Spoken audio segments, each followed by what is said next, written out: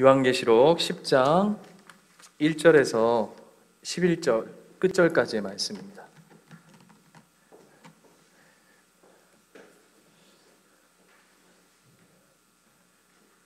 요한계시록 10장 전체 말씀인데요, 우리 한 절씩 저와 교독하도록 하겠습니다. 제가 먼저 읽겠습니다.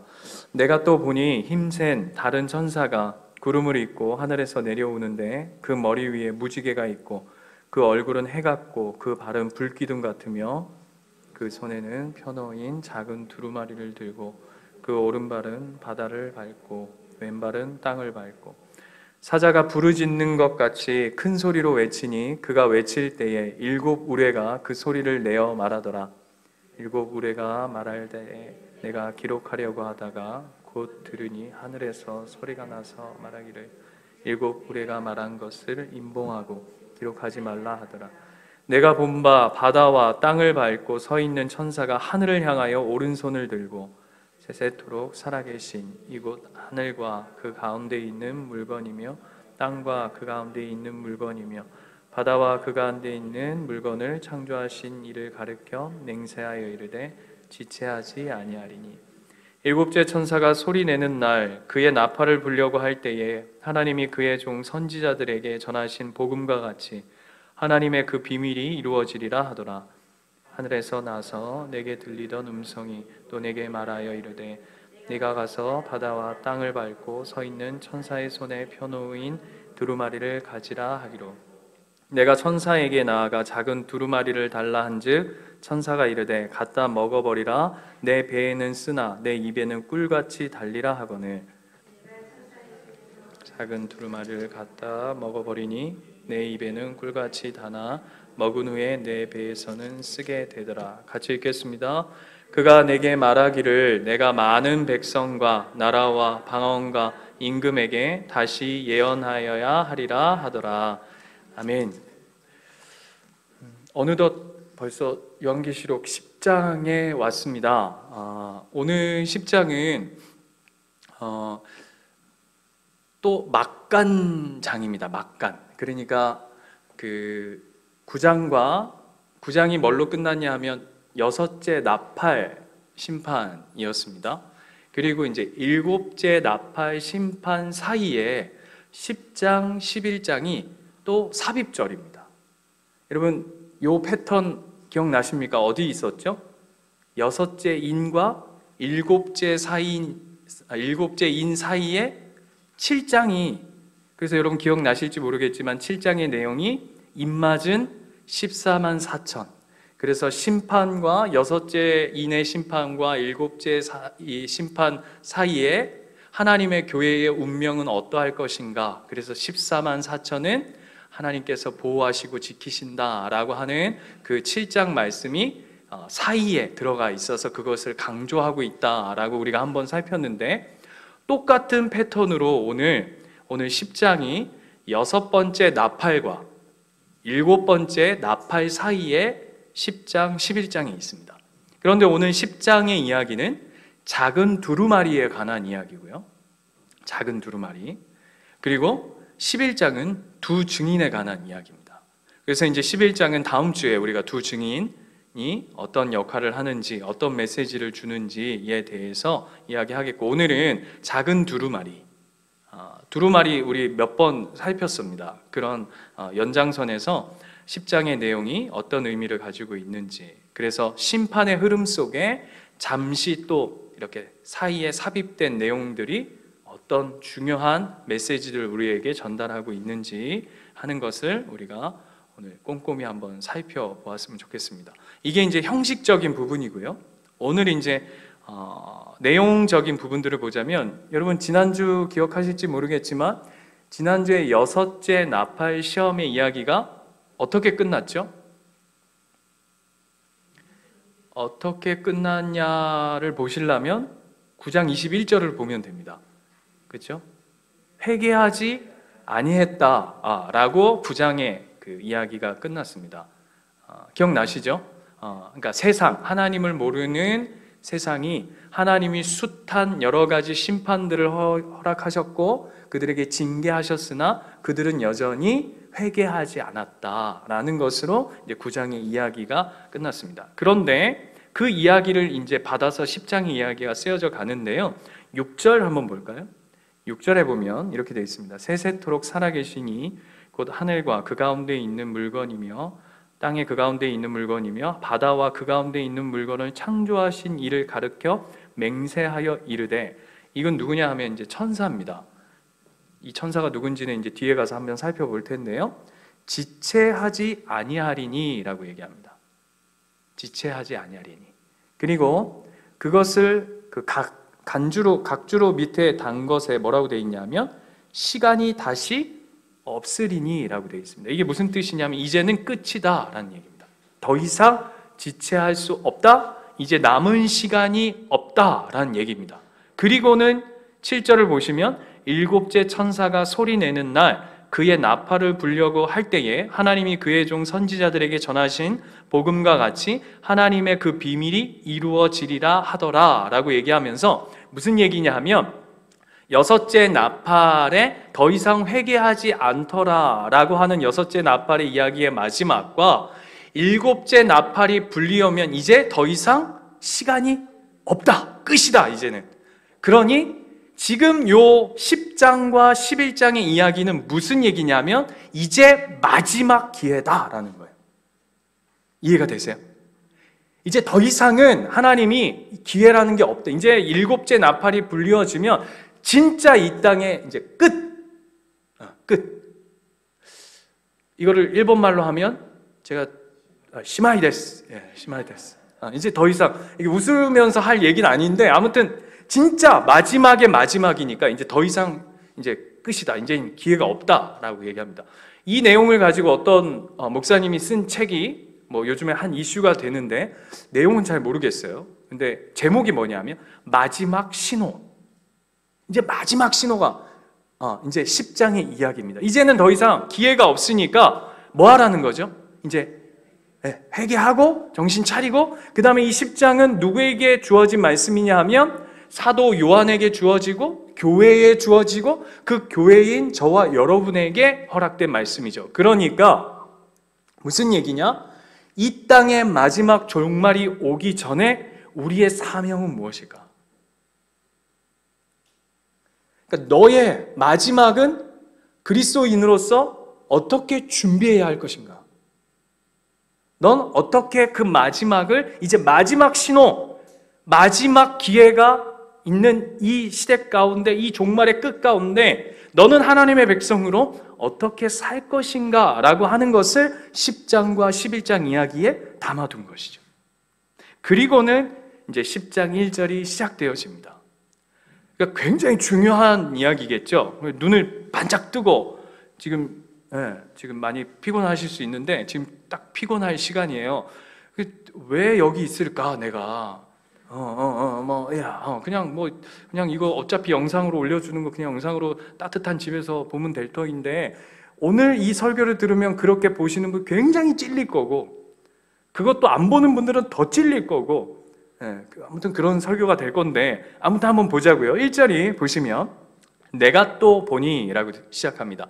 이 내가 또 보니는 우리가 계속해서 요한계시록 말씀을 이렇게 살필 때에 어떤 내용이냐면 요한이 새로운 계시를 볼 때마다 이 표현을 씁니다.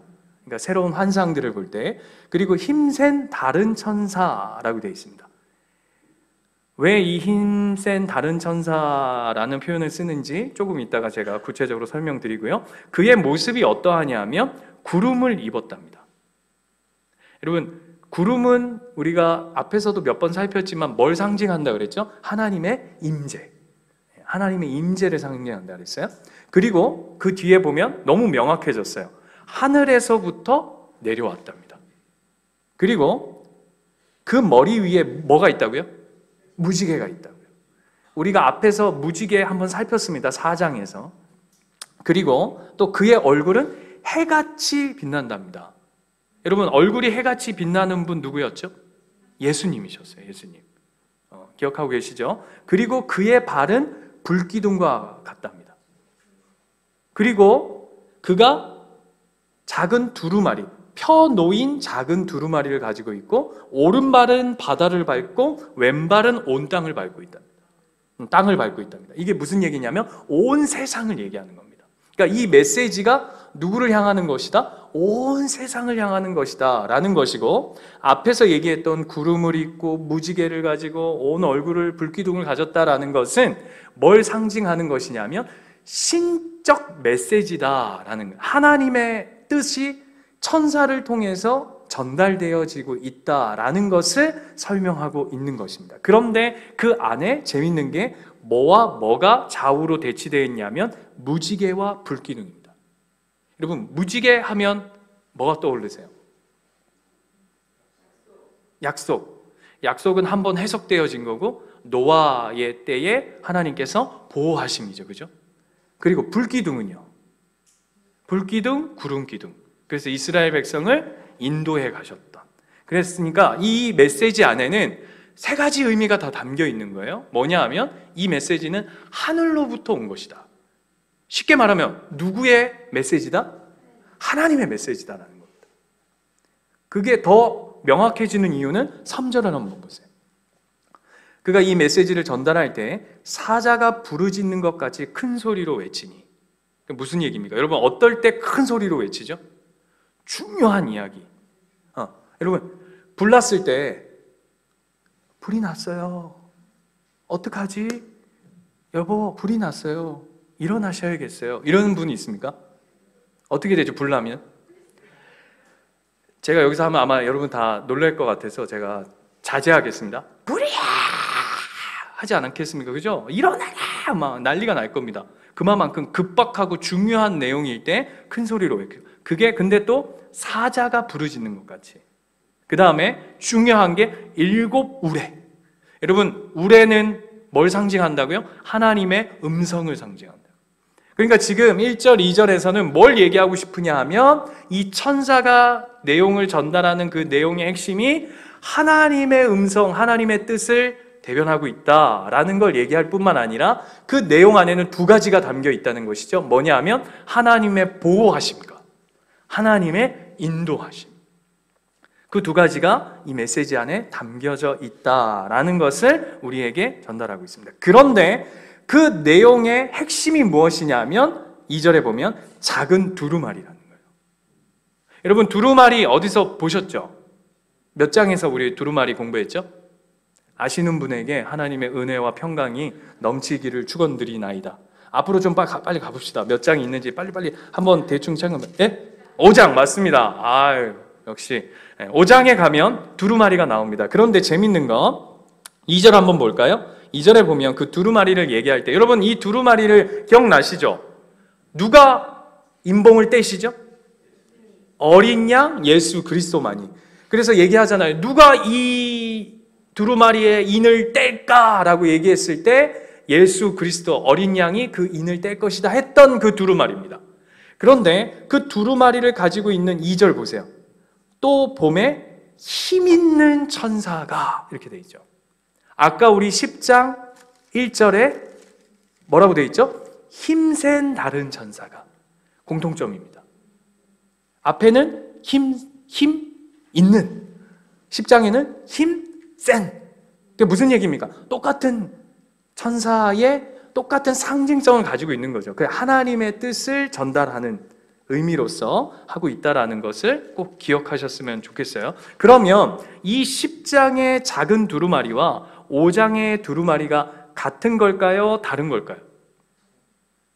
예? 자, 같다파와 다르다파 같은 거죠. 그죠? 같은 겁니다. 왜냐하면 목사님 앞에서는 인봉된 두루마리라 그랬고 여기는 뭐라고 그랬죠? 10절 보세요. 펴 놓인 작은 두루마리라 그랬어요. 왜죠? 이미 앞에서 인봉이 떼어졌기 때문에 지금 힘센 다른 천사가 보여진 것은 펼쳐진 두루마리의 내용이라는 거예요.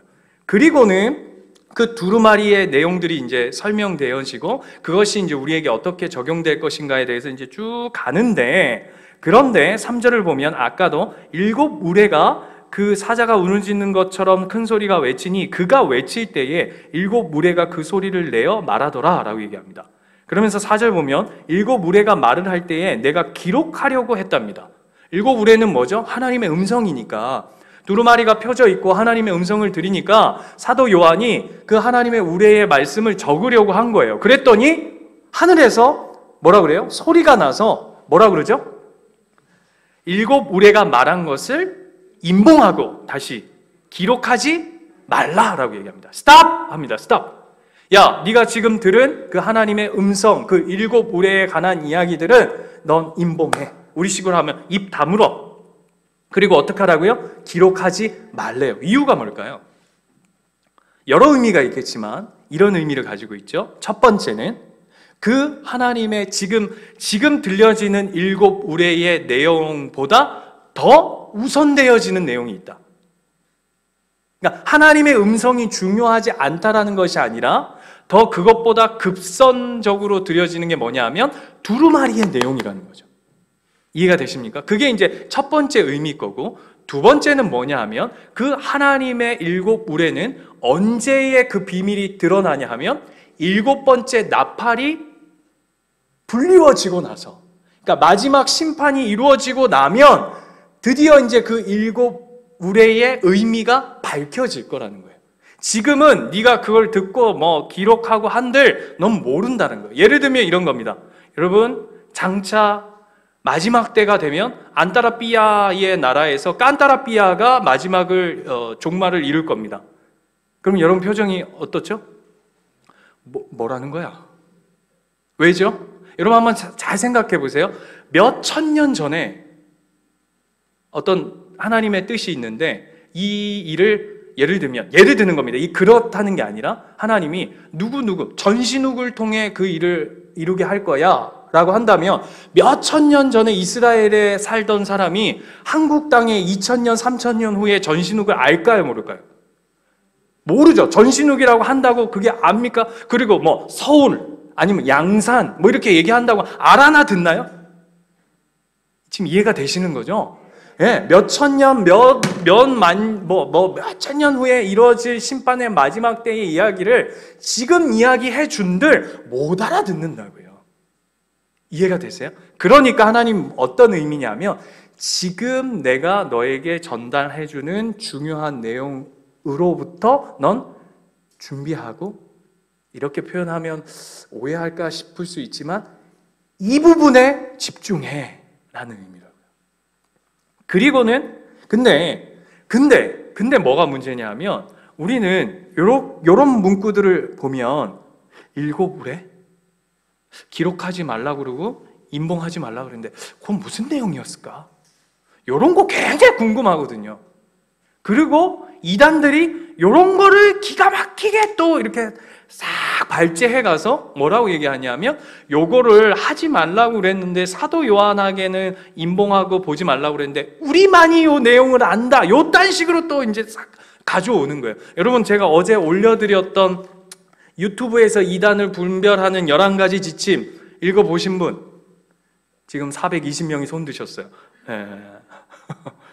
읽어보셨어요? 거기에 보면 그 어떤 특징들이 있는데 여러분, 집사님 한번 보여주시겠습니까? 그게 뭐냐면 첫 번째 드러나는 그들의 특징이 뭐냐면 암호식 비유풀이에요. 그러니까 아까 제가 얘기한 것처럼 예를 들면 성경은 비밀이라 덮어두라 그랬는데 자기네들은 이거를 풀어낼 수 있다라고 얘기한다고요.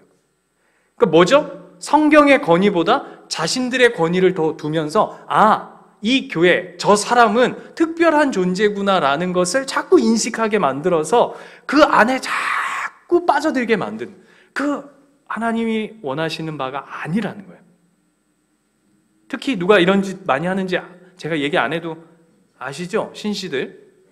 그거 굉장히 틀린 거예요. 그리고 다음번 시대별로 구원자들을 둬요. 이게 특징이에요. 예를 들면 예수님은 어제나 오늘이나 영원토록 모든 사람의 오직 구원자이십니다. 아멘이시죠? 그런데 이단들은 뭐라고 얘기하냐면 시대별로 구원자가 각자 다르다라고 이야기합니다. 예를 들면 노아, 그럴싸해요. 잘 들어보세요. 노아, 모세, 그리고 말세에는 새로운 시대에는 새로운 구원자를 보낸다. 그게 그 사람들은 누구라고 하죠? 지. 맞습니다. 지. 그 지, 안, 이런 식으로 이제 자기들이 그렇다. 이렇게 얘기하죠. 그리고 또 재밌는 것, 세 번째. 이거 들어보셨습니까? 어제 보내드린 거예요. 동방한국. 제가 이 의미를 읽어드릴게요. 성경에서 말씀하는 동방, 이사야 41장, 46장에 나오는 이스라엘의 동쪽인 팔레스타인 지역을 뜻하는데도 성경이 말하는 동방이 한국이라고 막 우깁니다. 어떤 근거가 있는지는 모르겠어요. 어쨌든 이제 이스라엘로부터 동쪽이다 이거죠. 그래서 동쪽의 끝이다. 그래서 한국이다라고 얘기하면서 이곳 한국에서 의인과 구원자가 나온다. 라고 하면서 그가 누구다? 그렇죠. 지. 그게 이제요. 그리고 네 번째가 직통계시. 제가 여러 번 얘기했지만 교주에게 하나님의 계시를 내려주셨다며 예수님 이후 2000년 동안 봉인됐던 아까 지금 이 본문이죠. 진리를 풀고 새롭게 내려진 것을 과장합니다. 자기만이 이것을 풀 수 있다. 성령님이 어제 나에게 말씀하셨다라는 것이죠. 그러니까 우리가 이걸 왜 이렇게 받아들이면 굉장히 위험하냐면 기독교란 여러분 우리가 믿는 성경과 기독교는 어느 날 뻥 하고 나온 게 아니란 말이에요. 그렇죠? 성경도 역사 속에 존재한단 말이에요. 그러면 역사 속에 이 성경을 이해하고 말해온 역사적 근거들이 있죠. 근데 그걸 다 무시하고 하나님께서 오늘 성경이 보다 내가 오늘 더 중요한 계시를 풀어낸다라고 얘기하는 것에 대해서 귀 기울이시면 큰일 납니다.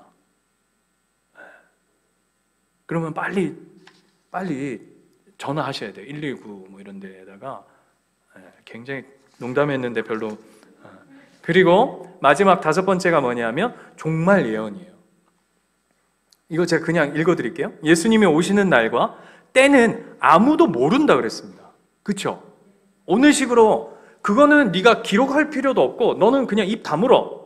누구한테 얘기했다고요? 사도 요한한테 얘기했다고요. 오늘 이 말씀을 풀어내는 그 당사자였던 사도에게도 너는 그걸 알 필요가 없어. 그건 마지막 때가 되면 하나님이 다 들춰내실 거야 라고 얘기했는데 굳이 그거를 자기들은 안다고 얘기하면서 시한부 인생이라고 얘기하면서 조건부로 예를 들어서 2년 3년 내에 14만 4천 명이 찬다면 종말이 올 것이다. 또한 혹은 역병, 재난, 전쟁, 테러 등으로 두려움을 주고 재림의 날짜를 강조하면서 날짜를 못 박아 말하며 맹종을 강조하고 공포감을 조장하며 일상생활을 못하게 한다.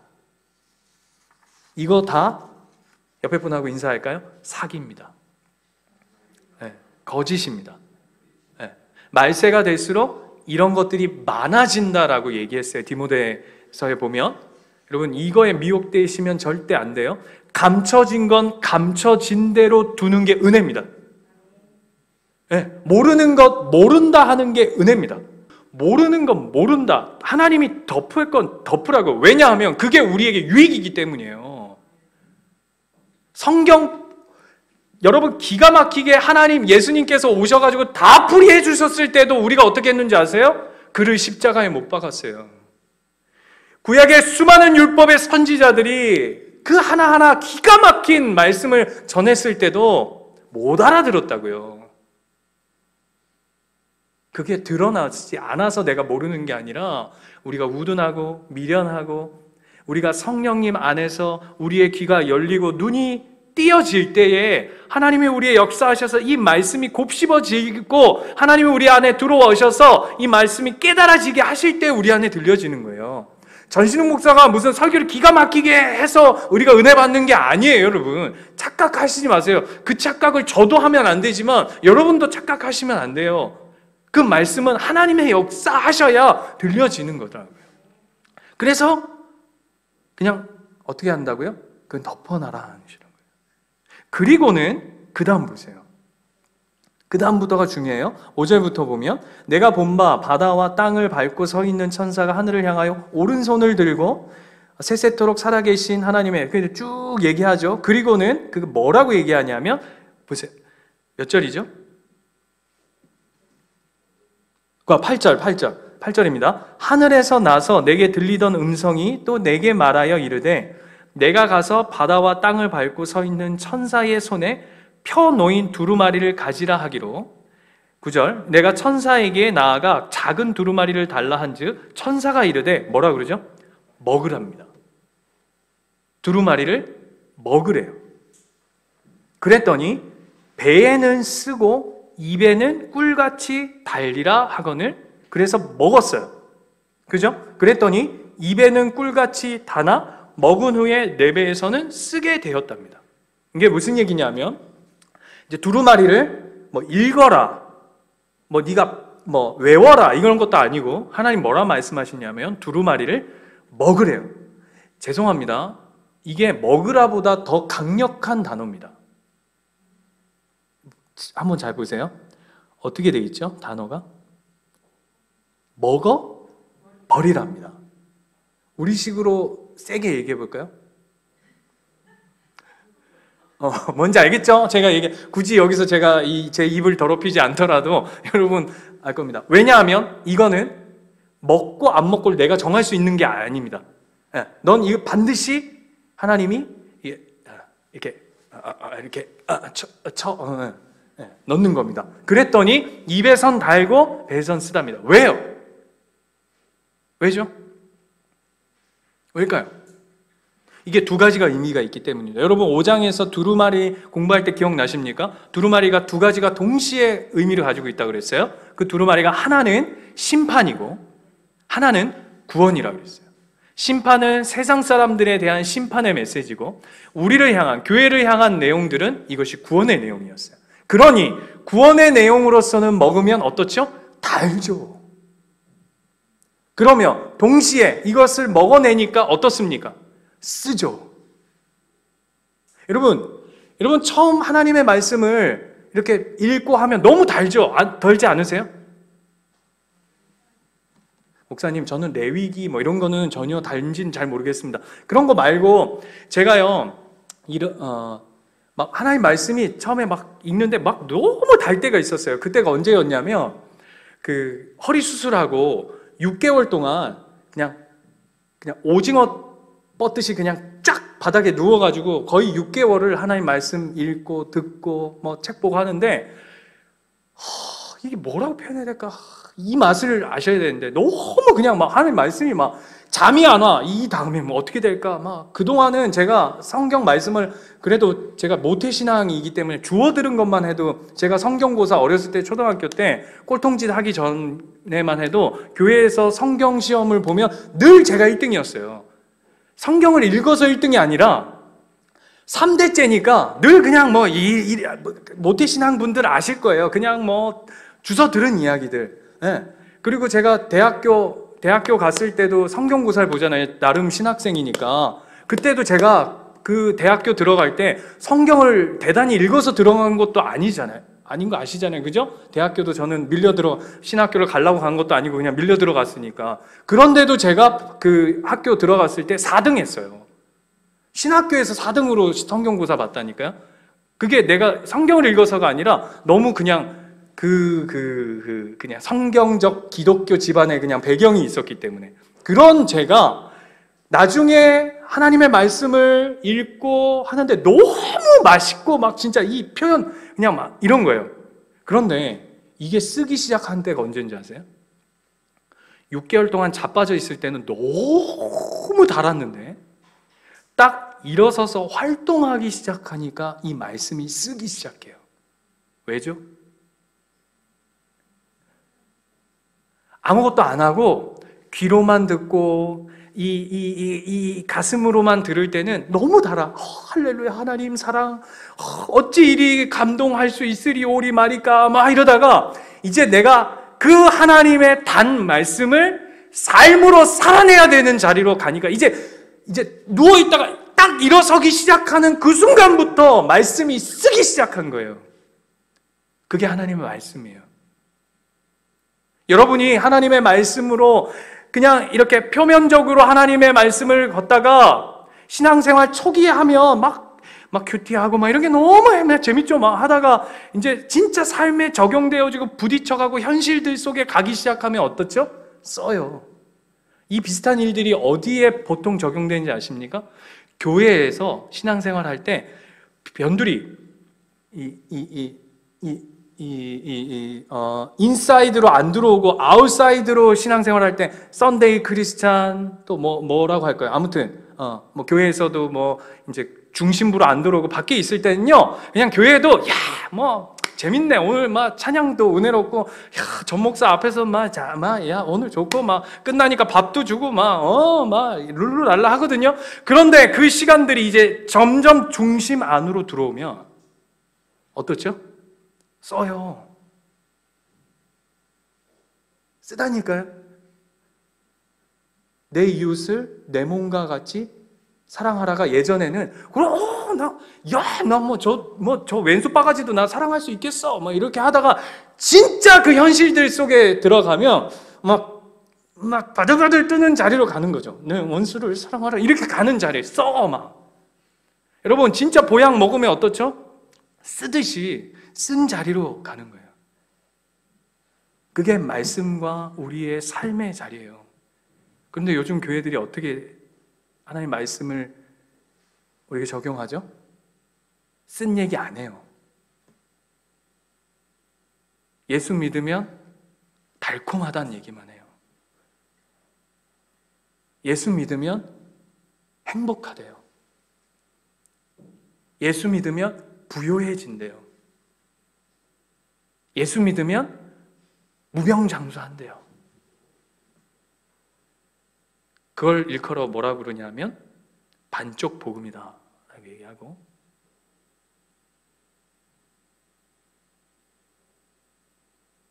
세속 신앙이라고 얘기하는 겁니다. 그렇지 않다니까요. 진짜 하나님 말씀의 삶의 그 자리로 가면 써요. 그 얘기하는 거라고요. 시편 119편 가보실래요? 여러분 성경에서 제일 긴 장이 어디죠? 시편 119편. 저는 좋은 목사인 것 같아요. 늘 이제 질문을 할 때 다 답을 얘기해주고, 이제 119편 103절을 보면 똑같은 이야기가 나옵니다. 시편의 고백이죠. 시편 기자의. 같이 한번 읽어볼까요? 시작. 주의 말씀의 맛이 내게 어찌 그리 단지요, 내 입에 꿀보다 더 달다라고 얘기합니다. 그런데 그 다음 보세요. 우리는 보통 여기서 끝나요. 그렇죠? 하나님 말씀 달아요. so sweet해요. 초콜릿 같아요. 여기서 끝나는데 이 시편 기자는 여기서 끝나지 않아요. 그 다음 보세요. 주의 법도들로 말미암아 내가 명철하게 되었으므로 모든 거짓 행위를 미워하나이다. 그냥 스윗한 데서 머물러 있는 게 아니에요. 거짓 행위들을 미워하고 싸우는 자리로 가는 거예요. 그리고 그 다음 절, 주의 말씀은 내 발의 등이요 내 길의 빛이니이다. 그리고 그 다음 보세요. 주의 의로운 규례들을 지키기로 맹세하고 굳게 정하였나이다.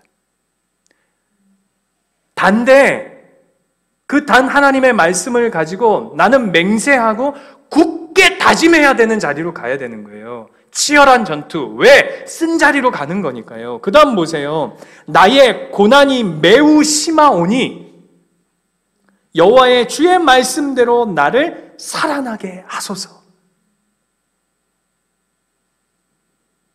달게 시작하였으나 내 입에서는 다나 그것이 소화되어지니까, 내가 그 삶으로 그 말씀이 내 체화되어지고 내 삶이 되니까 어떻게 된다고요? 쓴 자리로 가는 거라고요. 쓴 자리로. 여러분, 이 쓴 자리가 없다면 거짓이에요. 오늘 왜 10장에서 하나님의 백성에게 심판과 심판 사이에 잠깐 멈춰놓고 그 천사 하늘의 메시지를 주면서 그 두루마리를 먹으라 사도 요한에게 얘기하면서 왜 이 자리로 밀어넣을까요? 우리의 삶을 보라는 거예요. 너희가 하나님의 말씀을 먹고 하나님의 뜻을 먹고 그 먹었다면 달콤하나 그 삶의 자리가 어디냐면 쓴 자리. 너를 알아주리도 않는 자리, 너를 원망하며 조롱하는 자리, 비판하고 원망하는 자리, 불평하는 자리, 그 자리로 우리가 나아가는 그 현실의 자리로 우리를 몰아간다니까요. 이 두루마리는 이거 정말 에스겔서, 요거 한 번만 더 보고 가겠습니다. 에스겔서 3장 1절. 이 에스겔서의 말씀을 그대로 받아온 거예요. 보세요. 똑같이 나와요. 또 내가 그가 내게 이르시되 인자야 너는 발견하는 것을 먹으라. 너는 이 두루마리를 먹고 가서 이스라엘 족속에게 말하라 하시기로. 똑같죠? 누구에게 한 이야기죠? 에스겔에게 한 이야기예요. 이걸 사도 요한이 그대로 가지고 오는 겁니다. 자, 내가 입을 벌리니 그가 두루마리를 내게 먹이시며, 아까 제가 얘기했죠? 이제 그냥 표현합니다. 쳐 넣었다고요. 네. 내게 이르시되 인자야 내가 내게 주는 이 두루마리를 내 배에 넣으며 내 창자에 채우라 하시기에. 더 직설적이죠? 일단 보세요. 내가 먹으니 그것이 내 입에서 달기가 꿀 같더라. 똑같습니다. 그런데 그 다음 보세요. 그가 또 내게 이르시되 인자야 이스라엘 족속에게 가서 내 말로 그들에게 고하라. 그 다음부터는 무슨 얘기인지 아세요? 쓴 이야기입니다. 에스겔도 똑같이 달았는데 그 다음 이야기가 뭐냐면 쓴 이야기입니다. 그 쓴 이야기가 뭐냐면 이스라엘 백성에게 하나님이 주신 그 달콤한 말씀을 가지고 그들에게 회개하라, 돌이키라, 하나님의 심판이 이 땅 가운데 있을 것이다라고 하나님의 복음으로 외치는 그 자리가 어떤 자리라고요? 쓴 자리라고요. 쓴 자리. 그래서 우리 교회된 우리의 사명의 자리로 오늘 이 요한계시록의 10장이 뭘 얘기하는 거냐면 21절이 어떻게 끝나나 보세요. 우리를 그 달콤한 두루마리의 말씀을 주신 그 사명의 자리가 어디냐면 그가 내게 말하기를 내가 많은 백성과 나라와 방언과 임금에게 다시 예언하여야 하리라 하더라. 뭔지 아십니까? 세상입니다.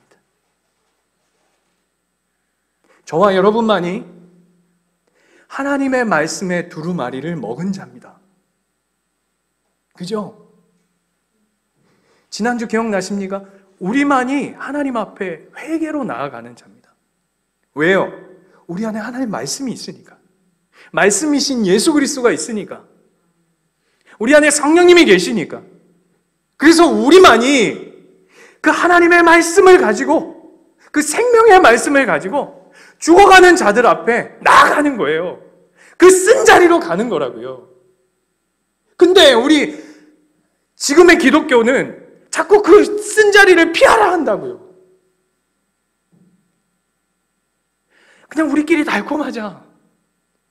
우리끼리 좋자. 하나님 그거 아니라 그런다고요. 얘들아, 너희는 이 세상의 마지막 기회, 마지막 이 신호 앞에 교회로서 사명을 어찌 감당하겠니? 저 쓴 자리, 예수님이 조롱받으며 손가락질 받았던 그 십자가의 자리, 숱한 구약의 수많은 선지자들이 매를 맞고 목이 베어가며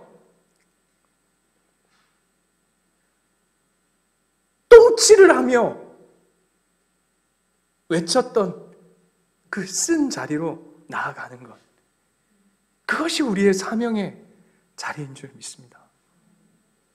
그것이 우리 교회에 주어진, 저와 여러분에게 허락하신 하나님의 뜻이에요. 마지막 신호라고요.